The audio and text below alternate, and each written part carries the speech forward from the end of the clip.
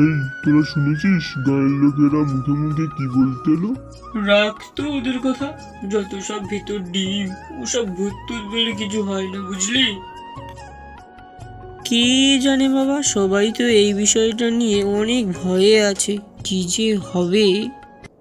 এই, চল না আমরা সবাই মিলে যাই, গিয়ে দেখি সত্যি না মিথ্যা। না না না না, ও কথা মুখেও আনিসনি। রাম রাম রাম রাম রাম রাম। এই, তুই চুপ কর তো, সবসময় ভয় পাই। মেয়ে মানুষ নাকি তুই? এই বসা, তুই ভয় পাচ্ছিস কেন? পুরুষ মানুষ না তুই? আরে ওসব কথা ছাড়তো, পচা না গেলে নৌকা চালাবে কে শুনি, হ্যাঁ? তোরা যা, আমি যাব না রে। গাঁয়ের লোকেরা বলা বলি করছিল যে কাবেরী নদীতে নাকি হঠাৎ তেনারা ঘুরি ঘুরি ঘুরি ঘুরি ঝড় তোলে।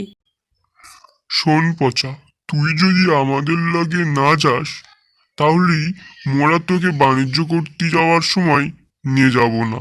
তখন তোর বউ বাচ্চা না খেতে পাইয়াই মরবে। দেখ এখন কি করবি তুই। ঠিক আছে, চল তাহলে, তোদের কথাই থাক। তা কার নৌকায় যাবি রে? কেন? আমরা যে নৌকাটা লইয়া যাই বাণিজ্য করতে সেই নৌকাটা নিয়ে যাব।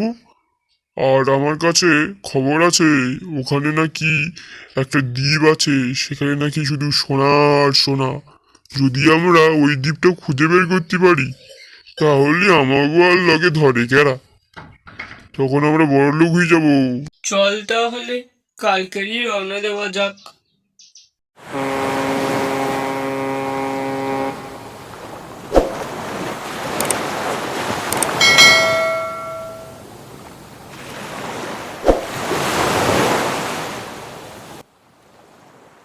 রহিম, আর কত দূরে রে? চারিদিকে তো শুধু জল আর জল। কেন রে, তোর যে আর তর্স হয়েছে না সোনা রূপার জন্য? কি পাগল হয়ে গেলি নাকি রে? ধুর, তুই যে কি বলিস না রহিম, খালি মস্করা করে। আমি তো এমনি বলছিলাম। আকাশে মেঘ জমেছে, তোরা ভেতরে চলে যা। বৃষ্টি হতে পারে বুঝলি, দেখছিস না বিদ্যুৎটা কেমন চমকাচ্ছে। অন্যদিকে তো কই মেঘ নেই, আমাদের দিকেই শুধু মেঘ জমেছে। বর্ষা হবে হয়তো। নদীটা যেন উত্তাল হয়েছে, কি যে হয় ভগবানই জানে। হে ভগবান। এ পচা, এটা কোন নদী রে? এত উত্তাল হয়েছে কেন? আগেও তো আমরা এই কাছ দিয়ে গেছি। আগে জানলে না, এটাই তো সেই মাতলা নদী গো। নৌকাটা যেমন কেমন দুলতেছে দেখলে, কে জানি বাবা কি যে হয়। ওই দেখ, ওই দেখো, ওই দেখ, ওই দেখ, ও করিম, ও করিম, ওই দেখ, ওই দেখ, ঘূর্ণিঝড়ের মতো কি একটা যেন আসতেছে। করিম, দেখ রে, দেখ, তাড়াতাড়ি দেখ, ও করিম। প্রবল জলোচ্ছ্বাসে আর ঘূর্ণিঝড়ের প্রভাবে তাদের নৌকাটা তলিয়ে যায় সাগরের নিচে। আমি কোথায় চলে আসলাম, হে ভগবান! এত সোনা, চারিদিকে শুধু সোনা সোনা সোনার পাহাড়। আমি বড়লোক হয়ে যাব, বড়লোক হয়ে যাব। শোনো মশা, আমি জানি তুমি কি করে এখানে এসেছো। তুমি পড়েছিলে সাগরের পাড়ে, তোমাকে আমি বাঁচিয়েছি শুধুমাত্র তুমি সৎ নাই। আমার কিন্তু আমি তো আমার ছেলে মেয়ের কাছে যেতে চাই। আমি এখানে থাকতে চাই না, আমার চাই না সোনার রূপা, আমি আমার পরিবার পেতে চাই।